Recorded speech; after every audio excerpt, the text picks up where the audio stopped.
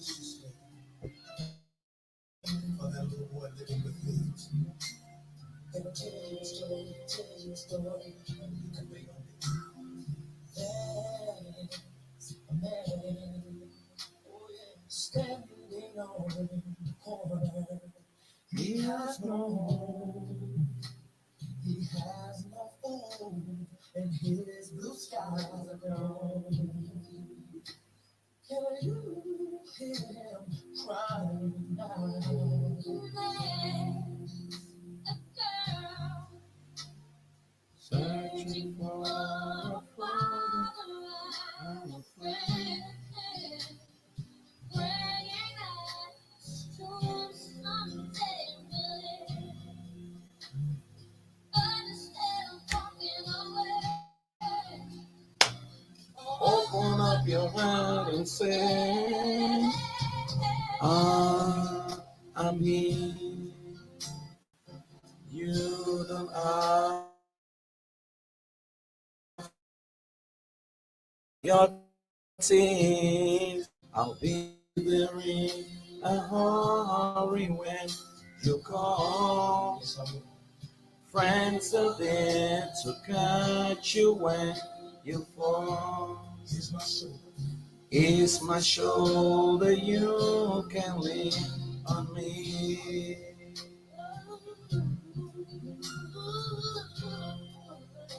Okay, you can lean on me. That was Kirk Franklin. You can lean on me.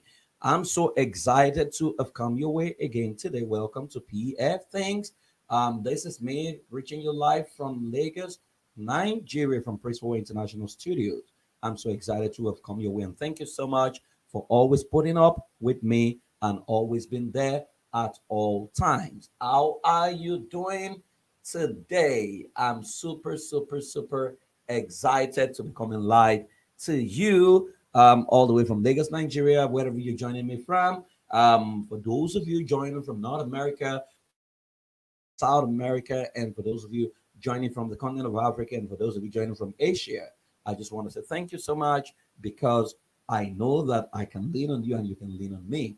Well, we are live and direct, and we're starting another series this period called titled Effective Marital Communication. Effective Marital Communication. Now, communication is the bedrock of every relationship, and a whole lot of people have not mastered it.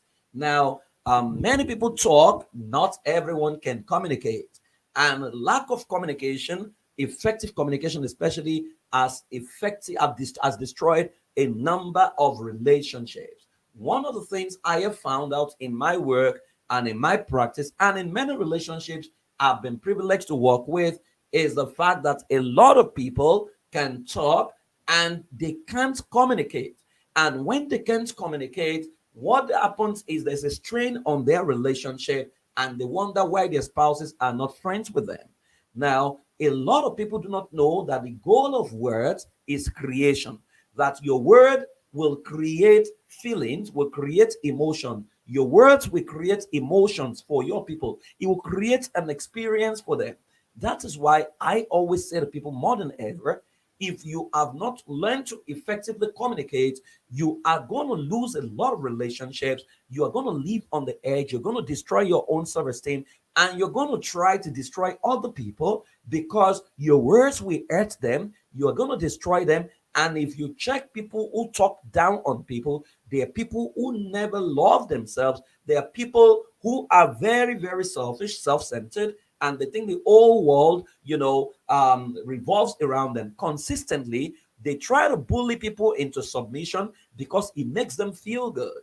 But guess what? Life is not about you. People don't have to feel bad for you to feel good. Unfortunately, a lot of people do not understand that. So I want you to know that we are on this journey together and we are going to hack this thing called effective communication in marriage. Now, I also would like to announce that for those of you who are going through marital crisis, I'm going to be engaging you sometimes later this month or early next month on a 40-day marital recovery session in which you will do one activity per day and we will measure what your report is looking like, wherein you can totally recover your spouse in 40 days, right? If you're ready to go on that journey with me, please slide into my DM and then let us go on this journey together. Now, when it comes to effective marital communication, I love what Tony Gaskin said. He said communication to a relationship is like oxygen to life. Without it, it dies. That a lot of relationships are dead because there is no communication. My late mentor, Pastor Bimbo Dukoya, who I worked with when I left school, always said that communication is the bedrock of every relationship, which is why right now I tell couples who have not mastered communication not to get married, because you're going to destroy each other, especially when someone who does not have a reputation of speaking well wants to get into marriage. If you do not have that reputation of talking to people very well, or if people are always complaining that I do not like the way you talk to me, you need to pay attention to yourself, because you're going to make enemies. And oftentimes, people who talk down on people are the ones who complain the most that people never talk to them or people never open up to them. Why would people open up to you when your default mode is judgment? Why would people open up to you when they know you're going to tongue lash and you're going to verbally assault them? Now, so when I see a husband who says, my wife is keeping secrets from me, the question I ask is, what environment have you created that is making your wife?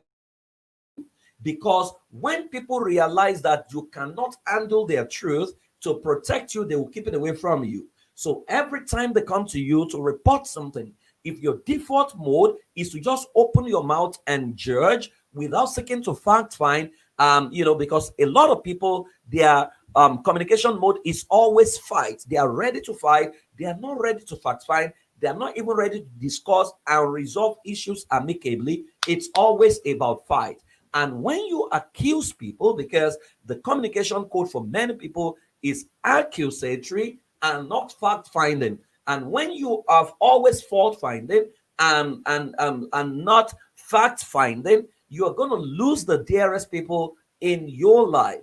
Now, I hope you're ready to go on this journey with me. So, communication is to a relationship is like oxygen to life. Without it, it dies. Imagine a human being who has no oxygen. Now, during the COVID period, we were asked to buy oximeter, which used to check our blood energy. That once energy drops beyond 90, you need to quickly head to the hospital, because it means something is fundamentally wrong with you and you may die if care is not taken. It's the same way with communication. Like I said, the goal of your words is to for creation.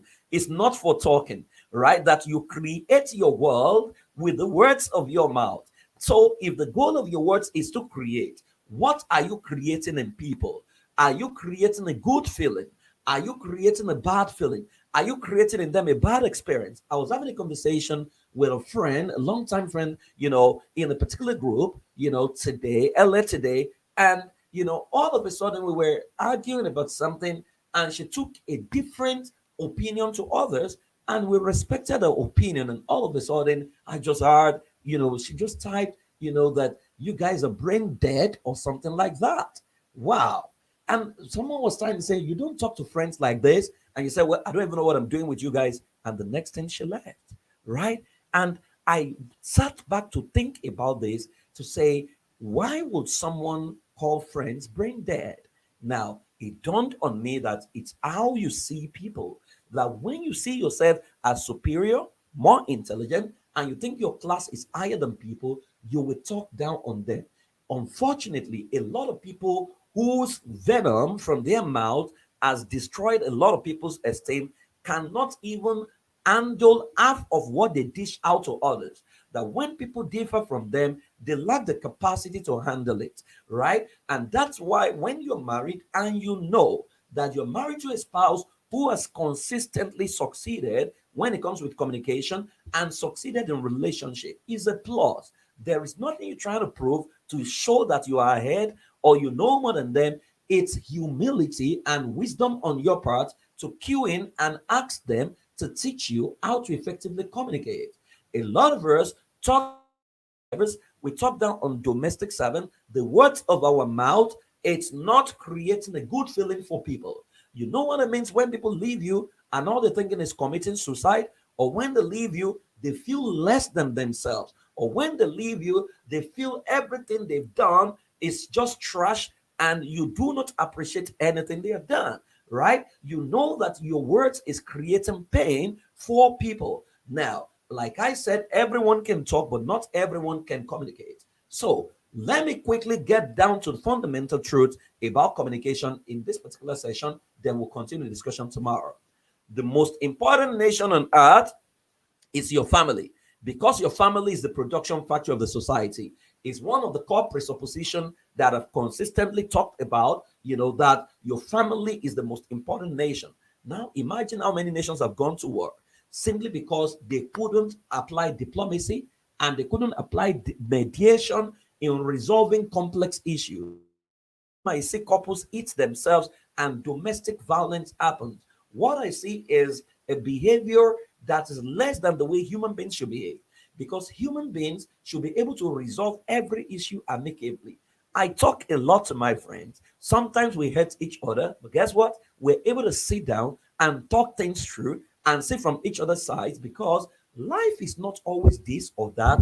Life is always this and that. But consistently, there are some other people, they are not ready to resolve issues. When things don't go their way, they throw temper tantrums and they trash people, talk down on people, and you expect the same people to stay with you or be with you, right? Truth is, the world doesn't revolve around you. As a matter of fact, over time, what I've found out is that such people are insecure. Now, insecurity is like terrible body odor, right? It makes you see yourself as the capital of the whole world, and the whole world should revolve around you. It's a government of the self, by the self, and for the self. And it has rendered a whole lot of people in a state wherein they've lost relationships that should connect them to their next level. Then they begin to wonder why they are stuck. Now, number two, the bedrock of every relationship is communication, because it has destroyed and built relationships over the years. I love the way the book of Proverbs put it, that a fool is even considered wise when he keeps his mouth shut. Can you beat that? That a fool is a wise man until he opens his mouth, right? That the moment a fool opens his mouth, you will know this person is a fool by the way they talk. So foolishness is not an insult. Foolishness simply means you have aligned with a set of behavior that when a foolish person talks, you will know that this person lacks discretion and lacks common sense. But the moment he holds his mouth, have you not met some beautiful people, beautiful ladies who you consider, wow, this person is so lovely, until they open their mouth? Then you are wondering that the beauty suddenly becomes very ugly simply because of how they say what they say. Or some man that you see, he has driven a big, car, and it's looking very tight and looking very good. The moment he opens his mouth to talk to someone else, then you are wondering, what exactly is this person all about? Which is why we say to people, when you are dating or when you're courting, the way your spouse talks to his mother, or your intended talks to his mother or his father, is most likely the way they're going to talk to you. Don't be fooled thinking that they love you enough not to talk to you that way. If someone is in the habit of talking down people, they're going to talk you down, because it's a habit that has been formed over time, that when things don't go their way, they will throw tantrums and they will create bad feelings for you. So when you are dating someone and the person talk down their siblings, talk down their father, insult their father, shout on people, scream on people, they are going to scream on you. Or you meet your intended and he's beating his younger sister. When he gets married, he's going to beat you because he does not have the capacity to resolve issues amicably. The bedrock of every relationship is communication. Without it, relationships have been destroyed. Without communication, relationship has been built, right? So when I see a lot of people who are very religious, they can pray so well and they say they love God, but when they talk to the next man and they talk the next man down, I can't place it. Because if you claim you love God, how does God talk to you? If God doesn't call you foolish and you call other people foolish, then there is no godliness in you. If God does not talk down and call people stupid, then there's no godliness in you. If God is not an accuser of the brethren and you are accusing other people, then there is no godliness in you. Even if you read the holy book, the Bible, right? When God knew that Adam had fallen, he did not say, I knew you were going to fall. He asked a question. Adam, where are you? He gave him a benefit of doubt. And when Cain killed Abel in the Bible, God did not say, well, I know you have killed Abel. He asked, Cain, where is Abel? Now, that is the communication code of God that gives us a clue to how we should communicate. That you never take a position without giving the people a benefit of a doubt. Every time you take a position without giving them a benefit of a doubt, you put them in a flight and fright, and you put them in an uncomfortable position wherein they become very defensive. That if you are skilled at communication, you will have a lot of people come into your life and become your friend. That many people lack relationships that can help them or that can take them to the next level is actually a feedback and the report card of how you talk to people and how you communicate with people. So the bedrock of every relationship is communication. And let me say this, people do not owe you. If you have not learned to relate effectively with people, do not blame them that they don't do things for you or they don't want to be with you. Why? Because your words repel them. No matter how handsome, how rich, how beautiful you are, if you don't master communication, everything about you will look ugly to people, because nobody wants to be in an environment of condemnation, of fault finding, and accusatory environment. Everybody wants a non-judgmental environment where the people in their life respect them enough to listen to them, and they respect them enough to give them a benefit of a doubt. Number 3, many people talk, but not everyone can communicate, because while talking is natural, communication is learned and intentional. Communication is learned and intentional. So anybody can talk. Anybody can open his mouth and talk. But skilled communicators know that they don't just want to talk. They want to create a feeling. They want to create emotion, which is why you love motivational speakers. You love your pastors, because they are creating something in you, which is why someone can say to you that rise up right now and come and give $1 million, and you're going to stand up because they make you feel good. The world is looking for the feel good emotion or the feel good hormone, the dopamine. They want to feel good, right? So that is why when you are the person who makes them feel good, they will pay. People pay so much to listen to comedians, to listen to people like Anthony Robbins, because they make them feel good. But a lot of people will not pay for someone who makes them feel bad, who is insulted. So many talk, but not everyone can communicate, because while talking is natural, communication is learned and intentional. Next one. Everyone, however, can communicate, but not everyone communicates effectively, because it takes a few more minutes to communicate than to talk. And that is often stressful for many of us. We were raised to talk. We were not raised to communicate. The difference between communication and the time lag between communication and talking is about 3 minutes, right? Talking takes 1 second. You are stupid, right? And get up from there. It's commanding. But when it comes to communication, you are skilled. You look at the person. So I want to move the person from a chair to the other chair. I can say, sweetheart, I love you. You look so good. But I was just wondering where you're sitting.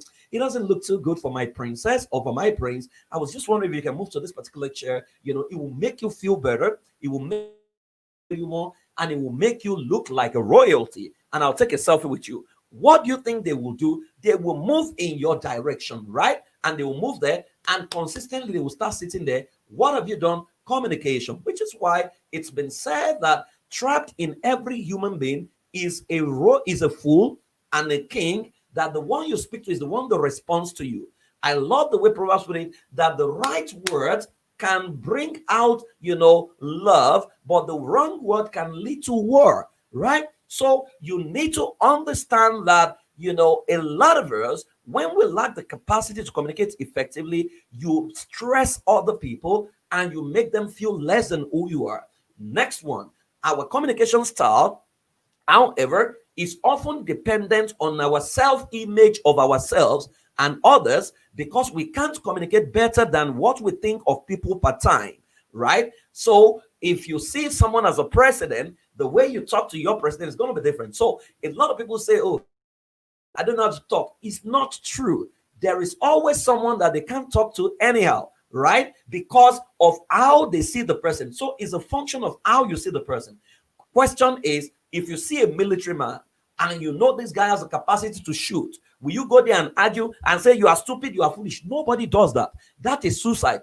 If you do that, you are ready to die. You see that everyone who thinks, oh, they are powerful, their voice suddenly goes down. It's like a boxing match. Before the boxing match, you see them talk, I'll kill you. But by the time you take 3 blows and you are down, your voice goes down. Check the post-match conference.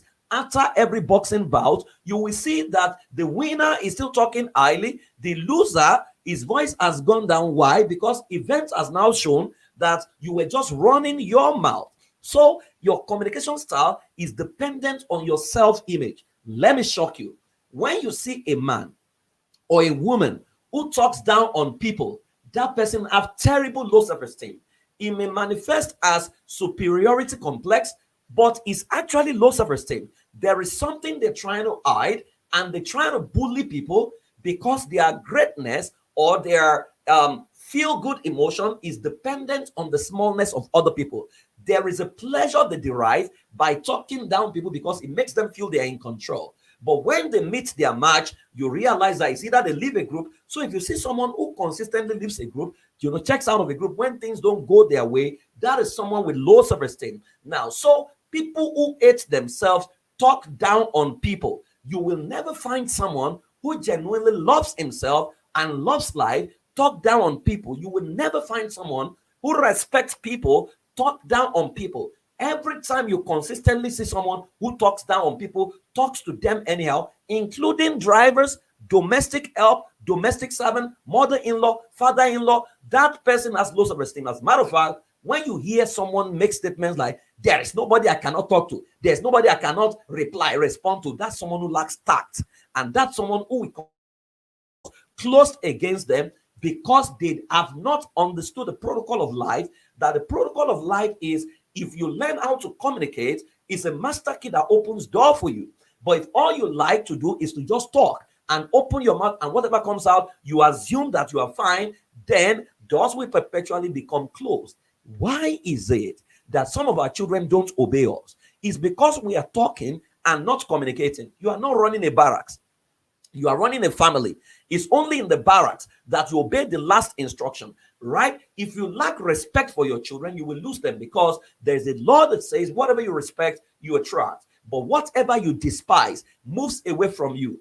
If you despise your lover, they will move away from you. If you respect your lover, you will attract them. If you are always fond of speaking highly of people, it's a reflection that your esteem is intact. If you are fond of talking down on people, it's a show of insecurity and low self-esteem. So you cannot communicate better than how you see yourself and how you see others.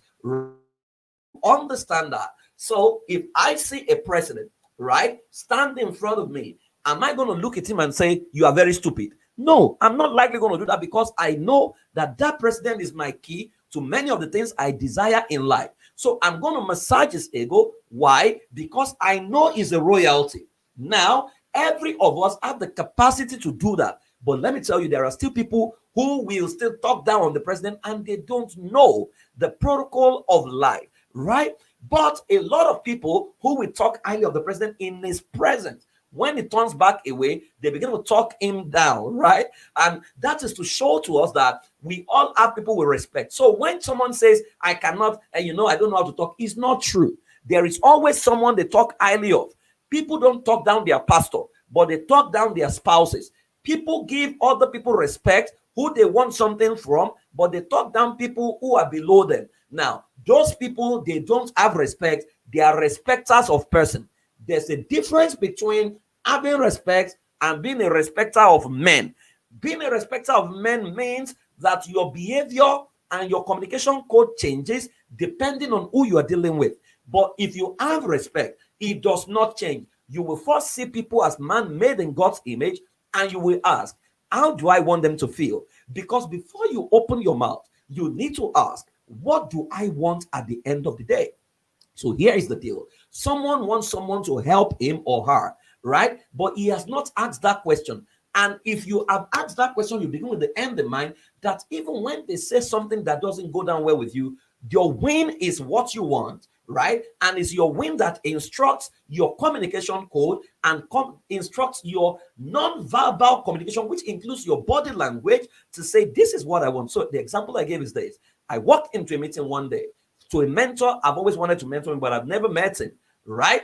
And the guy looks at me. Apparently, has seen me on TV, and there were 2,000 people at the meeting. And he looked at me and he says, this guy is going to crash very soon. He's growing too popular for himself, blah, blah, blah. And I felt the ground should just swallow me up, right? And people were saying, go and fight him. But you know what? I asked a simple question. Do I need him or does he need me? Now, if the behavior he put up was bad, because that's not the right way to meet someone that you're just meeting. But you see, it doesn't matter. I went to meet him, right? I could have responded back, right? But I needed him. He doesn't need me. I went to meet him and said, sir, thank you so much for correcting me publicly, right? I've been wanting to come near you so that you can mentor me. Are there things you have observed in me that I need to change? I would really, really love to get close so that you can instruct me. And guess what? That was how I got close to him. He tested me and tried me. Eventually, he gave me a book and he said, Praise, you will never find this book anywhere in any bookshop. And everything I need to do, I didn't know he was leaving Nigeria. And he recommended me to all his platform. Now, that was the same person. Imagine I'd gone to attack him back. I would have shut doors against myself. Many of us have very low threshold for pain, right? That when things don't go our way, we just flip and begin to talk down people. Guess what? Today we are best of friends. He's still my mentor, but you see, I learned how to adjust to him and I learned how to communicate effectively. It's not a function of what people say to you, it's a function of how you see them. And you need to understand that maturity is your ability to delay gratification, that things will not always go your way, ability to maintain your calmness when things don't go your way, instead of talking down people to say, what do I want? So a lot of people, they lose the war in their bid to win the battle, or they lose the battle in their win to win the war. So they forget what they truly want. What you want is a yes, right? But things are not going your way. Then you throw tantrums and you say something that is, well, you are not the only one that exists on this planet, and you walk away. The question is, have you delivered on the result you set out to deliver?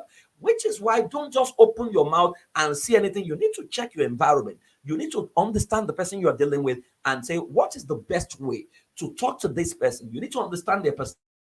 How well have you been treated, and how has it affected the way you treat others? In my work with a lot of couples, I realized that people who are in pain give other people pain. So some people who were talked down on while growing up by their parents, maybe their parents talked them down, eventually you realize that they also begin to talk down other people. The very thing they hated in their parents is what they began to do. What has happened is the how to talk anyhow is a software that has been installed in them. And once there's a trigger, it plays itself out until they are aware and consciously uninstall that software. They will keep damaging people, thinking they are passing out their mind. I am speaking my mind. I am speaking my mind. There are ways to speak your mind and not lose the battle. A lot of people have spoken their minds to death. People have spoken their mind out of their miracle simply because I want to speak my mind. You want to speak your mind, but there's what to say. There's when to say it. There's how to say it. There's where to, how not to say it. And there is a time you must even keep quiet. You don't always have to have opinion about everything. Now, what we believe about people determines how we behave, and our behavior towards them drive our communication, right? What we believe about people determines how we behave, and our behavior towards them drive our communication. Now, why do people struggle with communication? Why do they struggle with communication? I will just give you 3 reasons, right? And I will tidy this up and continue tomorrow. Now, one of the things I found that is upbringing, that if you are fond of talking down people, then don't blame your child for talking down people. I've seen some parents say, Praise, come and help me. My child, is always talking down people. He's always fighting people. Then I ask them, how do you talk? Because by the time you check their life, you find conflict in their own life. They are talking down their spouses. They are talking down the people in their life. Then they are blaming the child Meanwhile, your child has only picked your communication code by so upbringing. How were you brought up? What were the words that were said to you growing up? How did people relate with you growing up? How did people handle you growing up? What were the sounds you heard? Because your sounds is what creates your life. So what were the sounds you heard consistently? If the sound you heard was the sound of love, life will be better for you. Now, my father was a blunt communicator. He talked me down a number of times. He was a good man, but talked me down. He just never mastered communication. My mother was a master communicator. My mother will never beat you, but my mother will she will paint an image in your mind that you will see it clearly and you cannot act otherwise. There are times I see hear my mother's voice based on what I want to do, because she created the image so perfectly that it became graphical that I could see it. So when I met my mother's father, my grandfather, I understood why. Because my grandfather will consistently say, when they want to judge someone, he says, but you have not seen the person. And he will say it in the Yoruba adage. Yoruba is a culture in West Africa, Nigeria, West Africa. And he will say, enter bari emaja bawi. What that means is someone you have not seen, that you have not heard their side of the story. Don't judge them. Then I knew where my mother learned communication from, right? And I literally picked from my mother what her father taught her.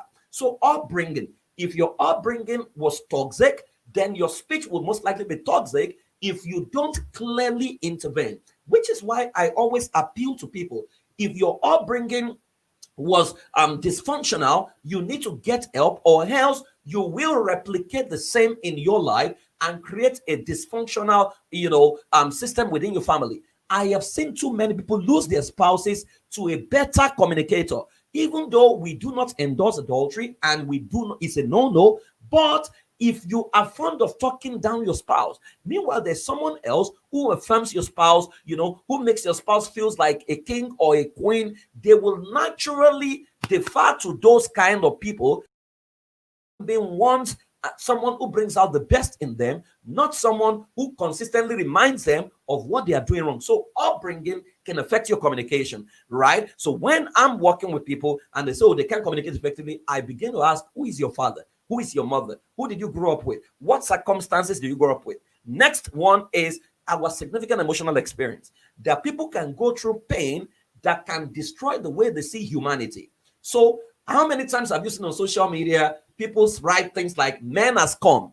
Now, if you say "man has come," you are going to talk down all men, including. So when you say "man has come," including their father, including their son, right? So they just generalize based on specific events that happened in their life. They don't think that the whole world is around that. So when people say "man has come," I ask, how many men have you dated? Have you dated a Japanese, a Chinese, a Canadian, a British? Have you, even in Nigeria, have you dated an Igbo man, an Idoma, a Nupe, a Tip? If you have dated 1,000 men and none of them have hurt you, then we need to check you. There is something wrong. In fact, if you have had 1,000 relationships, and for you to conclude, even that is still a smaller sample space, to now say out of 3.7 billion men who live on this planet, you have just sampled 1,000 and you have concluded that all men has come. So when you see people manifest a brand of feminism, right? Because feminism is actually about equality and equity, which I subscribe to. But there's another wave of feminism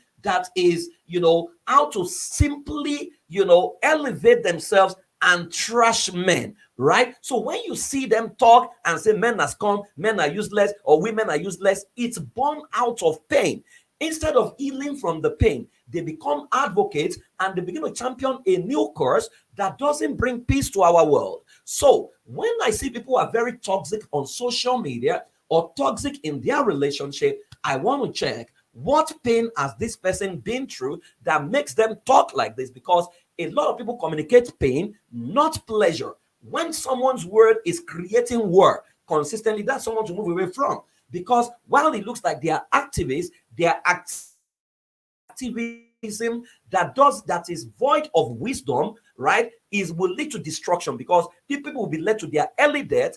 People will be led out of what should benefit their life because someone is creating something that is negative, that is born out of pain. So someone has hurt you, but you think the whole world has hurt you.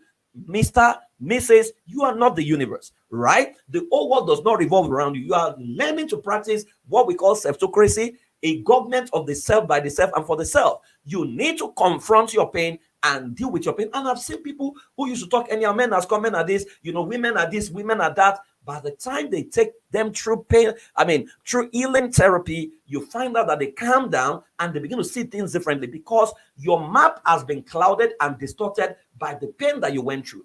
Number 3 is the societal culture. Societal culture. Now, our culture sometimes can impact on how we talk. For example, in Nigeria, many of us have been traumatized because I grew up, for example, to meet the military government in power. And they never talk to us nicely. They talk us down. It's rule and regulation. You do this, you do that. So you see our leaders, politicians, they talk down on the people, even though they are supposed to be our servants. So many of us hate them, but we bow to them. And that enough is pain, right? So when a politician talks down on people, a child has asked a question, and you say, I'm not your father's mate, right? So when that environment is toxic, it will produce a toxic generation whose communication will also produce toxicity, right? And they will create all kinds of war. So when you see people talk on social media and talk themselves down, it's because we have created a culture where people lack respect for privacy. They lack respect for the next man. So relationship has broken down, but you have taken your matter to social media as if social media is a law court where you will be judged. And you are talking and people are looking at you. They are forming opinion. If you are fighting dirty on social media, one of the things that will happen is brands will begin to avoid you, because they know when things go sour between you and them, you are going to take the battle to social media. It's a way to communicate effectively. In fact, when I was taking literature, they taught us what they call euphemism. Euphemism is a literary term that means speaking of harsh and unpleasant thing in a pleasant way. That there's always a nice way of saying everything, right? And you see, what you need to understand about communication is when you have created heaven within you, your communication will be heavenly. But if hell is what resides in you, your communication will be hellish. So when someone is talking and his talk is full of trash, is full of hell, it's a reflection of who they are within. As he thinks in his heart, so he is. Out of the abundance of the heart, the mouth speaks. If the mind is not settled, the mouth will speak what will unsettle others. If the mind is toxic, the mouth will speak toxicity. If the mind is, however, heavenly, what will come out of your mouth will be heavenly. Let no corrupt communication proceed out of your mouth. One day on social media, I wrote an article and a guy came to my page. I never seen him before, and he said, "This is stupid. This is foolish, and it's foolish and very rubbish article." Right? I could get upset, but guess what I did? I went there and I said to him, "Thank you so much for showing up on my page today. I perceive that is your first time of coming here, but I really, really appreciate you." Because unlike every other person who have made a comment, I noticed that you even dropped a signature of your first name and your last name, right? I'd actually clapped back, but I clapped back in a nice way without losing my cool. And everybody started sliding into my DM to say, "Praise, how did you have the awareness?" And I said to them, you know what? I'm not going to allow this hell to invade the heaven within me. That people need to heal from within. That when you heal from within, it will show in your speech. Many people are toxic and they talk anyhow. Is a function that there is something within that is hellish that they have not dealt with. Insecurity, inferiority complex, low self-esteem, it manifests consistently in the way we talk and the way we speak about people. Lack of, a bit of depression, bitterness, and how we talk. Question I ask is, do you truly respect people, or you are a respecter of person? Do you truly respect people, or you are a respecter of person? So there is a video that is trending on social media in Nigeria of a guy who tried to propose to his girlfriend, and the girl was very, very upset about the fact that he's not kneeling down. And I just laughed to say, people have watched a lot of Telemundo and American movie and Indian movie, that, some people got proposed to without kneeling down. Of what essence is a guy kneeling down to propose when he's going to slap you when you get married, right? Because even bullies are kneeling down. Abusers are kneeling down, rapists are kneeling down to propose. It doesn't change anything, right? I would rather allow the person I want to propose to become real with themselves. If you're not going to prostrate in marriage, don't start prostrating now and be showing people that you are prostrating, right? Proposal is, will you marry me? Yes or no. The drama of proposal is every other thing that we are doing where you get the policeman to arrest you and whatever. And there is nothing wrong with that. If you love the drama, do the drama, right? But wherein you do the drama and the drama now leads to a situation that becomes toxic and has gone viral, it becomes a problem. You could see that something is fundamentally wrong, which is esteem, expectation that is not met. And when things don't go your way, you want to bully yourself to have it. So you say, you must kneel down. That one says, I will not kneel down. I want to propose. And you see a good relationship that, I mean, that proposal could have happened inside a bedroom. It could have happened, without people even saying it. It became a major drama. And you've seen relationships gone sour simply because people are not matured enough, to show clearly what they truly want. What they want is marriage, right? But they have allowed the drama of proposal to sabotage what they truly want. So do you truly respect people, or you're a respecter of person? And let me tell you how you check. If the way you talk to your drivers, domestic servants, people who look up to you, your staff, is toxic, if you are always talking them down and you never praise them, then something is fundamentally wrong in you that you need to check. Now, I know all of us have the capacity to get angry once in a while, but when it becomes your way of life to perpetually talk people down and they are feeding you back, you need to pay attention to what they are saying. Do you truly respect people, or you are a respecter of person? A lot of us are respecters of person. When you see the highly and the highly place, you respect them. When you see the lowly place, you trample on them. No. What you must see is man made in God's image. Now, I wrote this many years ago that we create with our words. And the response we get from people is often the report card of what we have created with our words. So if what you are getting from the person you're talking to is unpleasant, you need to check how you have communicated or what you have created. If you have created war, then you become Indaboski. Indaboski is a man who says, I am war, I am Lebadu, I am Pauze, I am Indaboski, right? He says it's a war. The guy said he doesn't believe in love. He says some people must war, so let him keep warring. But you need to understand that you create with your words, and the response you get from people is often the report card of what you have created with your words. Question is, are your words or your word is creating peace? Is your word creating happiness, or your words is creating pain? Are your words creating love, or your words are creating war? What exactly are you creating every time you open your mouth? If you see good copywriters, they create good feeling that you don't know when you click on the products and you buy. They work on your mind. That is excellent communication. Now, I love what Mike Murdoch said. He said, trapped in every human being is the king or queen and a fool. The one you speak to is the one that often responds to you. Trapped in every human being is a king and a fool. The one you speak to is the one that responds to you. That if you speak to the king in people, the royalty in them will respond. If you speak to the fool in them, the foolishness in them will come up, and you don't want to be a recipient of their foolishness. Let me round up today with a statement by Stephen and Speaks. And Stephen Speaks says, a great relationship has great communication. That means knowing how to effectively express yourself, listen properly. I'll take that again. A great relationship has great communication.